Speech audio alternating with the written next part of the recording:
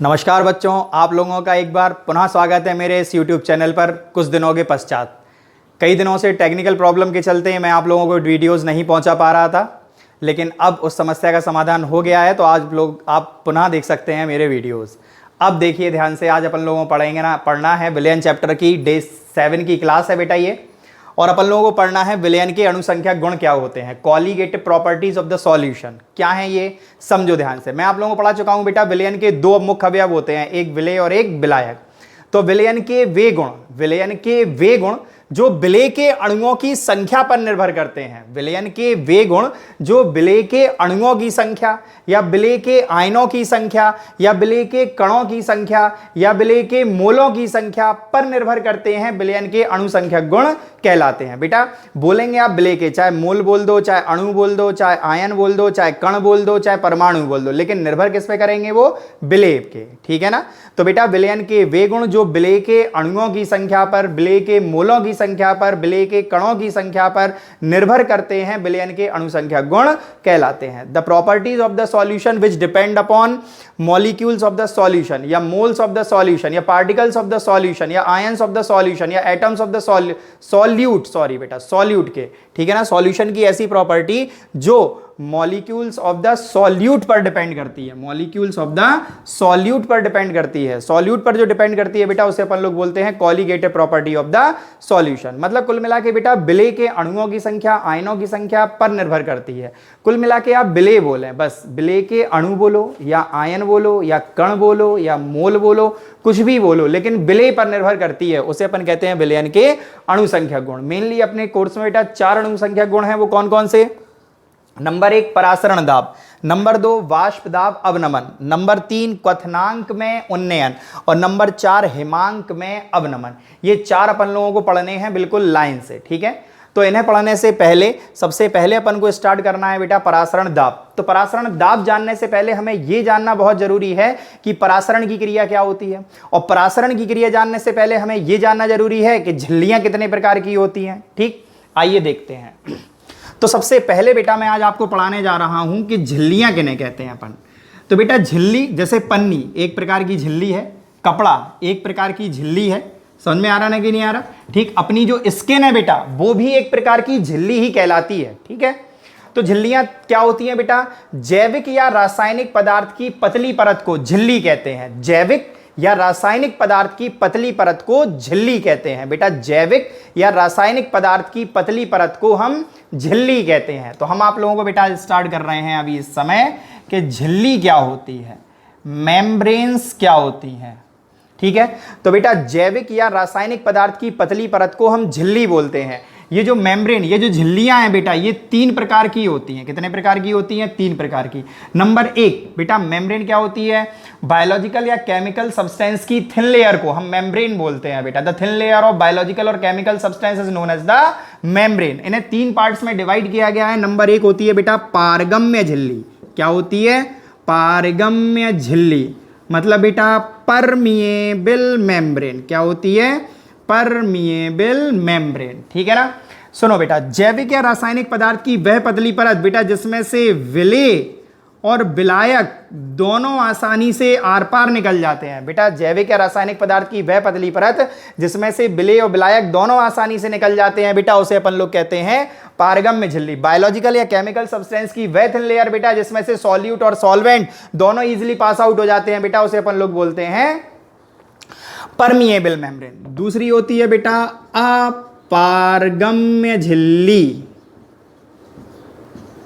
अपारगम्य झिल्ली, non permeable membrane. कौन सी बेटा? Non permeable membrane. जैविक या रासायनिक पदार्थ की वह पतली परत जिसमें से ना तो विलेय निकल पाता है और ना ही विलायक निकल पाता है बेटा, उसे अपन लोग कहते हैं अपारगम्य झिल्ली। क्या बोलते हैं बेटा? जिसमें से ना तो विलेय निकल सकता है और ना ही विलायक निकल सकता है बेटा। मतलब ना तो सॉल्वेंट पास आउट होगा ना सॉल्यूट पास आउट होगा, उसे अपन लोग बोलेंगे बेटा नॉन परमिएबल मेम्ब्रेन। ठीक है ना। तो बेटा जैविक या रासायनिक पदार्थ की वह पतली परत जिसमें से विलेय तथा विलायक दोनों ही नहीं निकल पाते बेटा, उसे अपन कहते हैं अपारगम्य झिल्ली। केमिकल और बायोलॉजिकल सब्सटेंस की वह थिन लेयर बेटा जिसमें से ना तो सॉल्यूट पास आउट हो पाता है ना सॉल्वेंट पास आउट हो पाता है बेटा, उसे अपन लोग बोलते हैं नॉन परमिएबल मेम्ब्रेन। और तीसरी होती है बेटा अर्ध पारगम्य झिल्ली। क्या होती है? अर्ध पारगम्य झिल्ली, मतलब बेटा सेमी परमिएबल मेम्ब्रेन। अर्ध का मतलब आधा, सेमी परमिएबल मेम्ब्रेन मतलब इसका क्या है बेटा? बिल्कुल सिंपल सिंपल, मतलब आधा। आधे का मतलब आधी चीज निकलेगी। क्या निकलेगी? तो सीधी सी बात है बेटा, विलायक विलायक तो निकल जाता है। क्या निकल जाता है? विलायक तो पास आउट हो जाता है बेटा, लेकिन विलेय पदार्थ नहीं निकल पाता है। उसे अपन बोलते हैं अर्धपारगम्य झिल्ली। समझ में आया कि नहीं आया बेटा? बिल्कुल छोटी सी चीज है, बिल्कुल ध्यान समझना है। अर्धपारगम झिल्ली क्या होती है बेटा? जैविक या रासायनिक पदार्थ की वह पतली परत जिसमें से विलायक तो निकल जाता है लेकिन विलेय नहीं निकल पाता है, उसे अपन लोग बोलते हैं अर्धपारगम्य झिल्ली। बेटा केमिकल या बायोलॉजिकल सब्सटेंस की वह थिन लेयर जिसमें से सॉल्यूट तो पास आउट हो पाता है, सॉल्वेंट तो पास आउट हो पाता है लेकिन सॉल्यूट पास आउट नहीं हो पाता बेटा, उसे अपन लोग बोलते हैं सेमी परमिएबल मेम्ब्रेन। समझ में आ गया? अब जैसे कि एक एग्जांपल हो जाए, पारगम्य झिल्ली जिसमें से दोनों निकल जाए। बेटा कपड़ा ले लो, सूती कपड़ा कोई भी, ठीक है ना, उसमें आप शरबत डालोगे, पानी और चीनी दोनों आसानी से निकल जाएंगे, ठीक है। अपारगम्य झिल्ली बेटा पॉलीथिन में भर लो, पॉलीथिन में ना तो पानी निकल पाएगा ना चीनी निकल पाएगी, तो ये हो गई अपारगम्य झिल्ली। अच्छा अर्धपारगम्य झिल्ली अपनी स्किन है बेटा, अपन को जब पसीना आता तो क्या होता है? केवल लिक्विड लिक्विड, मतलब ब्लैक ब्लैक बाहर निकलता है, लेकिन बेटा कभी ऐसा नहीं होता कि उसके साथ मांस बाहर आ जाए, ठीक है ना। या फिर जैसे हमने बताया बेटा केमिकल सब्सटेंस का नाम ले लें तो उसके लिए भी बता रहे बेटा हम, वो होती है कॉपर फेरोसाइनाइड की अर्धपारगम्य झिल्ली। किसकी? कॉपर फेरोसाइनाइड की अर्धपारगम्य झिल्ली। तो आप लोगों को झिल्लियां समझ में आ गई? बताओ क्लियर है ना सबको? झिल्लियां बेटा 3 प्रकार की मैंने समझा दी, कोई दिक्कत इसमें? अगर आपको झिल्लियां समझ में आ गई हैं बेटा तो सबसे पहले अपन को पढ़ना है कि परासरण क्या होता है। आइए देखते हैं बेटा परासरण। परासरण क्या है बेटा? जनरली अपन लोग घर में अपन लोगों ने एक्सपेरिमेंट करा भी है और करते भी हैं बहुत सारे लोग, और कंटिन्यू भी चलता भी है। जैसे आपने क्या करा बेटा? किशमिश ली और उसे पानी में डाल दिया, रात भर डली रहने दी। आपने क्या देखा बेटा? कि किशमिश क्या होती है? फूल जाती है। तो हम आपको यही चीज समझा रहे हैं बेटा, इस क्रिया का नाम होता है परासरण, ऑस्मोसिस। क्या है ये परासरण? चलो इस चित्र को जरा ध्यान से देख लो बेटा, छोटा सा चित्र है, बस समझना है। ये जो मैंने लाइन खींच दी बेटा बीच में, ये एक अर्धपारगम्य झिल्ली है किसी भी चीज की, अर्धपारगम्य झिल्ली, अर्धपारगम्य झिल्ली है। ये क्या करा मैंने? कम सांद्रता का विलयन भर दिया। कैसा भरा है ये? कम सांद्रता का विलयन, मतलब बेटा लो कंसंट्रेशन सॉल्यूशन है, ठीक है। और इस तरफ जो मैं डार्क भर रहा हूं बेटा, ये अधिक सांद्रता का विलयन है। कैसा है ये? अधिक सांद्र विलयन है या अधिक सांद्रता का विलयन है, हाई कंसंट्रेशन सॉल्यूशन है, ठीक है। अच्छा बेटा इस तरफ भरा आपने कम सांद्रता का विलयन, लो कंसंट्रेशन सॉल्यूशन, यहां भरा बेटा आपने हाई कंसंट्रेशन सॉल्यूशन, बीच में लगाई आपने अर्धपारगम्य झिल्ली, सेमी परमिएबल मेम्ब्रेन, ठीक है। अब सुनो बेटा, तो हाँ मैं आपको जो एग्जांपल बता रहा था उस पर थोड़ा सा चर्चा कर लेते हैं। जैसे आप लोगों ने किशमिश को पानी में डाला, देखा आपने क्या देखा बेटा? कि सुबह तक क्या होती है? वो फूल जाती है। किस क्रिया से फूली? उसका नाम है परासरण। मतलब परासरण में क्या हुआ? अंगूर जो अंदर से बेटा जो किशमिश थी बेटा, वो अंदर कैसी थी? गाढ़ी थी, ठीक है ना। उसके अंदर जो विलयन था वो कैसा था? गाढ़ा था, ठीक है। पानी की सांद्रता कैसी थी? कम थी। और किशमिश के ऊपर जो झिल्ली होती है बेटा, वो काम करती है अर्धपारगम्य झिल्ली का। तो वो क्या होता है कि जो कम सांद्रता वाला विलयन है उसमें से विलायक अधिक सांद्रता वाले विलयन में जाता है अर्धपारगम्य झिल्ली में से होकर। इसी चीज को अपन एक बार देखते हैं बोर्ड पर, समझे बेटा। कम सांद्रता वाले विलयन से, मतलब अगर आपको नहीं आ रहा समझ में तो और अच्छा मैं बताना चाहता हूं, तो ये अपन मान लें कि ये शरबत भरा है बेटा और एक तरफ हमने चाशनी भर ली है। क्या भर ली है? चाशनी। तो विलायक जाएगा कहां जाएगा? अधिक सांद्रता वाले विलयन में। किससे? कम सांद्रता वाले, मतलब सॉल्वेंट मूव करेगा बेटा लोअर कंसंट्रेशन से हायर कंसंट्रेशन में। परिभाषा सुनो, कम सांद्रता वाले विलयन से विलायक का अर्धपारगम्य झिल्ली में से होकर अधिक सांद्रता वाले विलयन की ओर जाना परासरण कहलाता है। कम सांद्रता वाले विलयन से विलायक का अर्धपारगम्य झिल्ली में से होकर अधिक सांद्रता वाले विलयन की ओर जाना परासरण कहलाता है। बेटा कम सांद्रता वाले विलयन से विलायक का अर्धपारगम्य झिल्ली में से होकर अधिक सांद्रता वाले विलयन की ओर जाना परासरण कहलाता है। बेटा कम सांद्रता वाले विलयन से विलायक का अर्ध पारगम्य झिल्ली में से होकर अधिक सांद्रता वाले विलयन की ओर जाना परासरण कहलाता है। The movement of solvent from lower concentration solution to higher concentration solution via semi permeable membrane, ये वाला वाया, ठीक है ना, via semi permeable membrane is known as the osmosis. The movement of solvent from lower concentration solution to higher concentration solution via semi permeable membrane is known as the osmosis. समझ में आया बेटा कि नहीं आया? कम सांद्रता वाले विलयन से विलायक का अर्ध पारगम्य झिल्ली में से होकर अधिक सांद्रता वाले विलयन की ओर जाना परासरण कहलाता है। बेटा कम सांद्रता वाले विलयन से विलायक का अर्ध पारगम्य झिल्ली में से होकर अधिक सांद्रता वाले विलयन की ओर जाना परासरण कहलाता है। अब परासरण को दो भागों में बांटा गया है बेटा, पहला होता है अंतःपरासरण और दूसरा होता है बाह्य परासरण। मतलब एक बार विलायक अंदर की ओर जाएगा और दूसरी बार जो विलायक है वो अंदर से बाहर की ओर आएगा। देखते हैं एग्जाम्पल। ये देखिए बेटा, परासरण दो प्रकार का होता है, मैंने बता दिया। नंबर एक होता है अंतःपरासरण, ठीक है, और दूसरा परासरण बाह्य परासरण, ठीक है ना। तो बेटा अब अपन लोग इंग्लिश में मान लें, इसे कहते हैं अपन लोग इनर ऑस्मोसिस, ठीक है, और इसे बोला जाता है आउटर ऑस्मोसिस। चलो एग्जाम्पल से समझते हैं इसे, ठीक है। जैसे बेटा अपन लोगों ने ये एक पात्र लिया, ठीक है, इसमें हमने किशमिश यानी रेजिन को डाल दिया। क्या डाल दिया बेटा? रेजिन, ठीक है। अच्छा, आप सभी जानते हैं बेटा किशमिश के अंदर जो विलयन उपस्थित है उसकी सांद्रता कैसी है बेटा? अधिक है। और पानी की सांद्रता कैसी है बेटा? कम है। और इसके ऊपर जो झिल्ली उपस्थित है वो काय का काम करेगी? अर्ध पारगम्य झिल्ली का। तो कुछ समय बाद क्या होगा बेटा? जो किशमिश है उसके अंदर पानी जाएगा। क्यों? परिभाषा अपनी है, कम सांद्रता वाले विलयन से विलायक का अर्ध पारगम्य झिल्ली में से होकर अधिक सांद्रता वाले विलयन की ओर जाना। तो बेटा पानी की सांद्रता कम है, किशमिश के अंदर उपस्थित विलयन की सांद्रता ज्यादा है, और इसके ऊपर जो झिल्ली अर्ध पारगम्य झिल्ली का काम करेगी, और बेटा कुछ समय बाद क्या होगा? किशमिश जो होगी वो फूल जाएगी। बेटा आई बात समझ में कि नहीं आई? क्यों फूल गई? परासरण क्रिया द्वारा। अब आप इसमें साफ साफ देख रहे हो कि विलायक कहां जा रहा है? बाहरी माध्यम से आंतरिक माध्यम में जा रहा है। तो ये क्रिया हमारी अंतःपरासरण कहलाएगी। क्या कहलाएगी? अंतःपरासरण। तो यही है बेटा, जब विलायक बाहरी माध्यम से अर्धपारगम्य झिल्ली में से होकर आंतरिक माध्यम में प्रवेश करता है तो इस क्रिया को हम अंतःपरासरण कहते हैं। बेटा जब किसी रेजिन को अपन लोग वाटर में डाल देते हैं, ये क्या है बेटा? हमने बताया आपको, जल भरा हुआ है। क्या भरा हुआ है? ये जल। जल में जब आप किशमिश को डालते हो बेटा तो क्या होता है? किशमिश के ऊपर उपस्थित झिल्ली अर्धपारगम्य झिल्ली का कार्य करेगी। किशमिश के अंदर उपस्थित विलयन की सांद्रता ज्यादा है और पानी की सांद्रता कैसी है? कम है बेटा। परासरण की क्रिया द्वारा पानी कहां जाएगा? किशमिश के अंदर, और किशमिश क्या होगी? फूल जाएगी। आ रही बात समझ में नहीं आ रही बेटा? टर्जेट हो जाएगी ये, ठीक है। तो ये क्रिया हो गई हमारी अंतःपरासरण। इनर ऑस्मोसिस हो गया। जो सॉल्वेंट है बेटा वो आउटर मीडियम से इनर मीडियम में एंटर कर रहा, तो ये फिनोमेना इनर ऑस्मोसिस हो गई, ठीक। इसी के विपरीत आप दूसरा एग्जाम्पल देख सकते हो बेटा। हमने क्या करा? एक अंगूर लिया बेटा। क्या लिया हमने? एक अंगूर।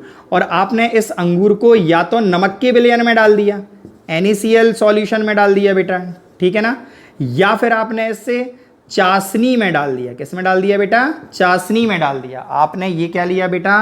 अंगूर। अंगूर को आपने काय में डाल दिया है? तो चाशनी में डाल दो या नमक के विलयन में।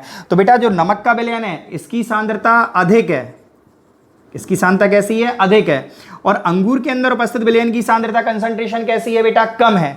तो कुछ समय पश्चात वही परासरण की क्रिया प्रारंभ होगी और बेटा कम सांद्रता वाले विलयन से विलायक कहां आएगा? अर्धपारगम्य झिल्ली में से होकर अधिक सांद्रता वाले विलयन में। तो जब अधिक सांद्रता वाले विलयन में यानी अंगूर का पानी जब बाहर आएगा तो बेटा अंगूर क्या होगा? श्रिंक हो जाएगा, पिचक जाएगा। रीजन समझ में आया कि नहीं आया? ठीक है ना। तो इसमें क्या हो रहा बेटा? इसमें जो विलायक है वो आंतरिक माध्यम से बाहरी माध्यम में आ रहा, तो ये क्रिया हमारी कहलाएगी बेटा बाह्य परासरण। क्या कहलाएगी? बाह्य परासरण, आउटर ऑस्मोसिस, ठीक है ना बेटा। इंग्लिश में समझ में आ गया?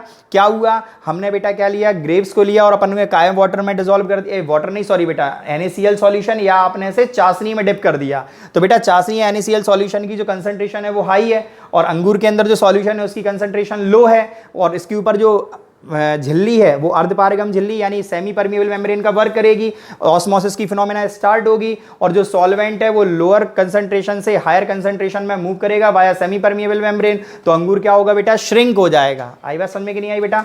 तो जब विलायक बाहरी आंतरिक माध्यम से बाह्य माध्यम में या बाहरी माध्यम में आता है बेटा तो इस क्रिया को हम बाह्य परासरण कहते हैं। क्या कहते हैं? इस क्रिया को बाह्य परासरण कहते हैं। कोई दिक्कत तो नहीं है इसमें? समझ में आ गया ना बेटा? When solvent move from inner medium to outer medium via semi permeable membrane, so it is known as the outer osmosis. समझ में आ गया कि नहीं आया बेटा?